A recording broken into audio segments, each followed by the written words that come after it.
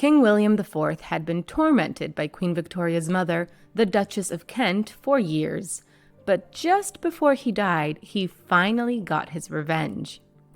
When William IV became King of the United Kingdom in 1830, England had no idea what it was in for.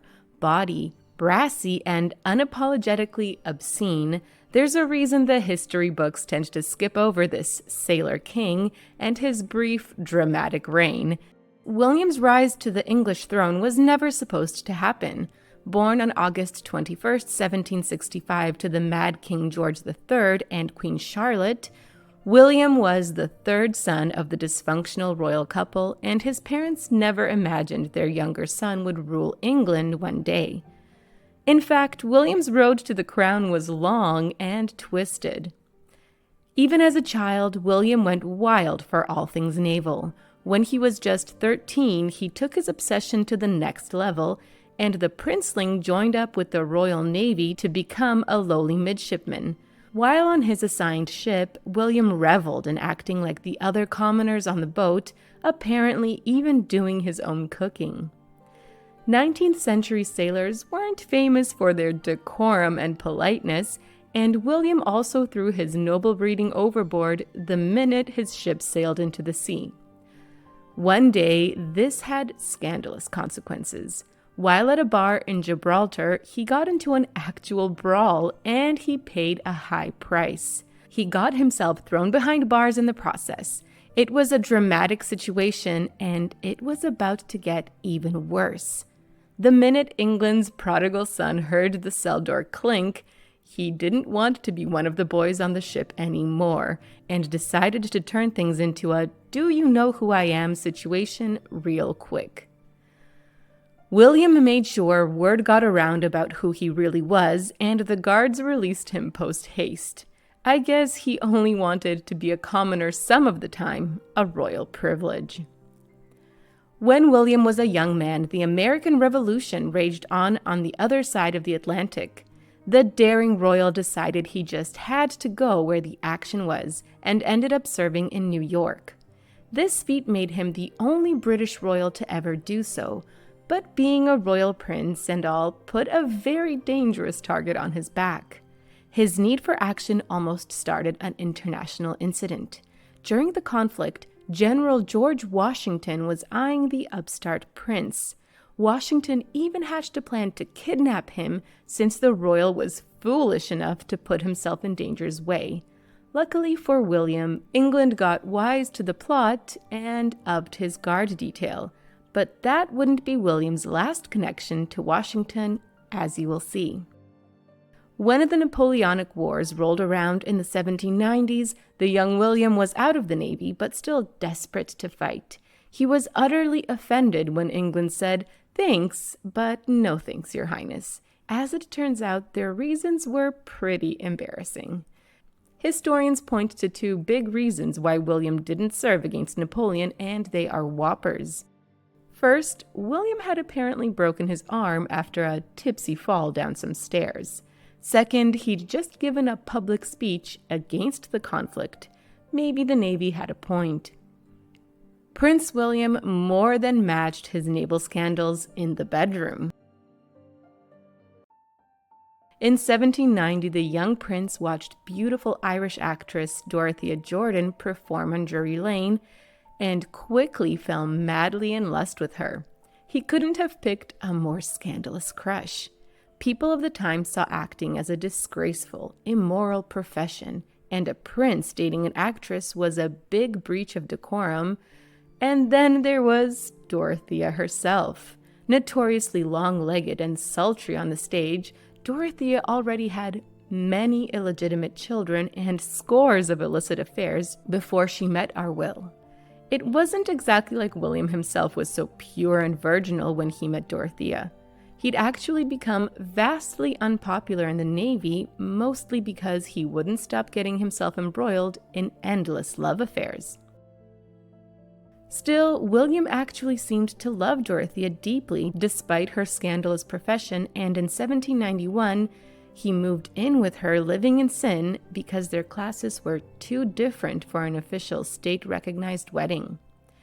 The controversial couple then proceeded to have a whopping 10 illegitimate children together over the years, and for a time they built a happy domestic life. Then suddenly, William dealt Dorothea a heartbreaking betrayal. In 1811, William's decade-long love affair with the beautiful actress came to a crashing halt. Almost without warning, he kicked her out of their shared house and cut off almost all contact with her immediately. According to Dorothea, William was tired of paying her hefty wifely allowance and dumped her for money, my good friend. And he wasn't done yet. William's only mercy to his former lover was to give her custody of their children together on one condition. Dorothea had to promise never to return to the disgraceful stage. So, when deeply in debt she took on a role to pay the bills, William took his cruelty to the next level. He wrenched their children away from their mother, as well as the extra money he'd been giving for their care. This would have terrible consequences. William never lifted a finger to help Dorothea again, and her acting career faltered entirely. Eventually, she had to flee to France to escape her debtors. Alone and penniless, William's common-law wife came to a tragic end in Paris just 5 years after their split. But as Dorothea fell, William rose. In 1828, William was Lord High Admiral of England, and misuse of power doesn't even begin to describe this period of his life. One day, he got into such a tiff with his counselors that he took to the seas with a fleet of ships, told nobody where he was going, and disappeared for 10 days. He was quickly forced to resign, aka got super fired. And then the heat really started turning up. In 1817, the royal family went into crisis mode, and William was right smack dab in the middle of it. The heir to the throne died, and suddenly William and his brothers needed to produce a new one, only none of them had one. They were all either trapped in loveless, childless marriages, or like William, flying solo. In other words, William's royal duty was to find a wife, and fast. It didn't exactly go as planned. William's brood of illegitimate children weren't the easiest sell for finding a bride, and he was in for a royal embarrassment. His first pick was the young and eligible Princess Augusta. He sent his younger brother Adolphus to do his wooing. That may have been a mistake.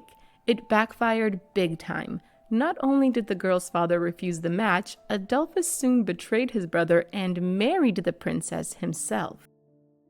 In 1818, William settled on marrying Princess Adelaide, a pious, pretty girl who was somehow willing to overlook his many previous children. If that sounds unromantic, it definitely was.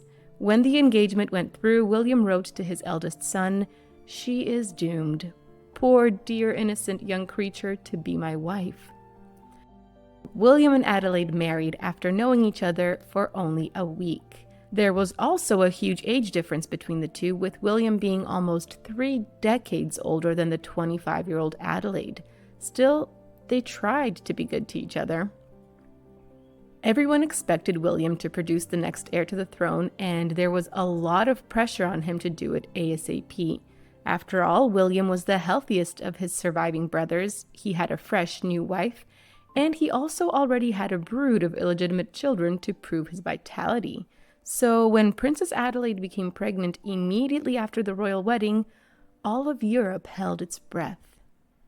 In March 1819, Adelaide was 7 months pregnant, and she and William eagerly awaited their child. Then disaster struck. Adelaide went into premature labor. She gave birth to a baby girl, Charlotte, who lived only a few desperate hours. The royal couple was devastated, but their heartaches would only grow. Over the next 3 years, Adelaide was almost perpetually pregnant, but it all came to nothing. The princess suffered miscarriage after miscarriage, and any children she brought to term survived only months at most. In 1822, her last confirmed pregnancy ended in stillborn twin boys. No matter how much the couple wanted it, they simply could not produce an heir to the throne of England. By 1830, it was clear William's brother, King George IV, wasn't long for this world, and William was about to become King of England. William's last words to his sibling gave away both his sorrow and his excitement. He told the dying monarch, "God's will be done. I have injured no man." Then, on June 26, 1830, the previously unthinkable happened. William IV finally became ruler. As you can imagine, it was not smooth sailing. From day one, it was clear William wasn't your average king. For one, he was completely opposed to having an official coronation, and only agreed to a sparse, no-frills affair after his counselors badgered him incessantly about it. When the traditionalists threatened to boycott this cheaper half-crown nation, King William hissed back that he'd love for them to skip it altogether. Then there was what he did at the coronation itself. King William actually caused a downright scandal on his big day.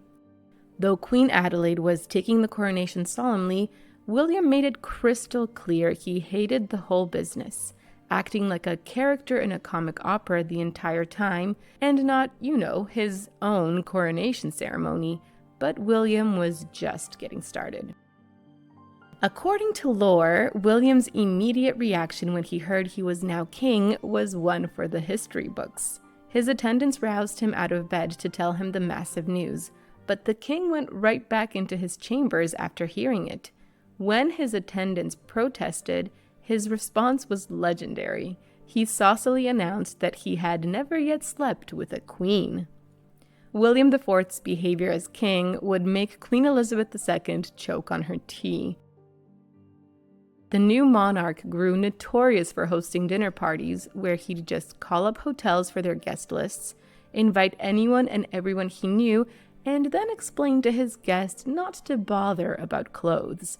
Apparently, he did not enjoy spending the evenings at home, saying, "The queen does nothing but embroider flowers after dinner." With such scandalous behavior, he was bound to make some enemies. One in particular would cause him endless grief. Without any biological children, William and Adelaide tried to dote on their young niece and heir, Princess Victoria. That's right, the future Queen Victoria. There was just one enormous problem. William loathed Victoria's mother, the Duchess of Kent, with the burning fire of 1,000 suns. And guess what? The Duchess very much deserved it. William and Adelaide had enough personal problems in their life, but the Duchess of Kent made things 10 times worse. Knowing she was the mother of a future Queen of England, the Duchess lorded it over the childless William and his wife, and even demanded she get her own royal apartments and stables because of her status. But that was just the beginning. The Duchess of Kent was such a piece of work she had no problem being massively rude right to the royal couple's faces. She often refused to acknowledge that Queen Adelaide was above her in station, and would make big shows of not attending court because William's illegitimate children scandalized her delicate sensibilities. William's relationship with his illegitimate children was, shall we say, somewhat complicated. Although William's daughters were supposedly fresh-faced, lively company, his sons were notoriously vicious, greedy, and constantly at his door for more money, particularly his eldest son, George. In 1837, tragedy visited William's doorstep once more when his daughter Sophia passed in childbirth. Yet little did he know one cruelty would give way to another.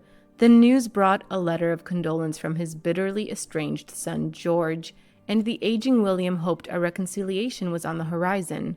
It wasn't. George stayed venomous until the very end, never believing his father gave him enough money.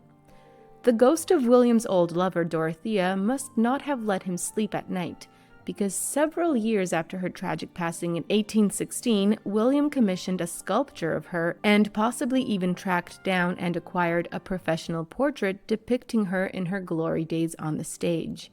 As we'll see, that wasn't all he felt guilty about. Remember how William was almost kidnapped by none other than George Washington? Well, apparently, William didn't hold grudges. Later in his life, he dined with an American ambassador and confessed how much he regretted not being a free, independent American, since the country was home to George Washington, the greatest man that ever lived. A little dinner-time flattery? Maybe, but it worked. The American ambassador adored him. In 1831, William made his most shocking move yet, and he did it by simply opening a door. That year, Parliament was in the middle of the reform crisis, and the king knew just what to do. At the Prime Minister's urgent request, the strapping William made a surprise appearance at the House of Lords to dissolve the government, and pandemonium broke out. The king showing up to Parliament was a really big deal, and when William walked into the room, one man was so excited he actually started brandishing a whip. The rest of the lords only acted slightly better, but William simply put on his crown, strode past, and dissolved the Parliament like a boss. Sure, absolute power corrupts, especially if you don't actually have it. The King's Parliament entrance also produced another classic William moment. When he was getting ready to head to the building, his attendants initially informed him that they couldn't get the horses ready fast enough. William's response was priceless. Never one for patience or politeness, William just shouted back, "Then I will go in a hackney cab." Let's just say this would have been a much less impressive entrance. William really didn't have time for pomp and circumstance, and his lack of decorum extended to his possessions. Most infamously, the King of England would not stop trying to sell Buckingham Palace, which he found stuffy and uninhabitable to almost everyone's horror. His first half-baked plot saw him trying to turn it into barracks, and the second into a parliament building. Luckily, no one took the bait.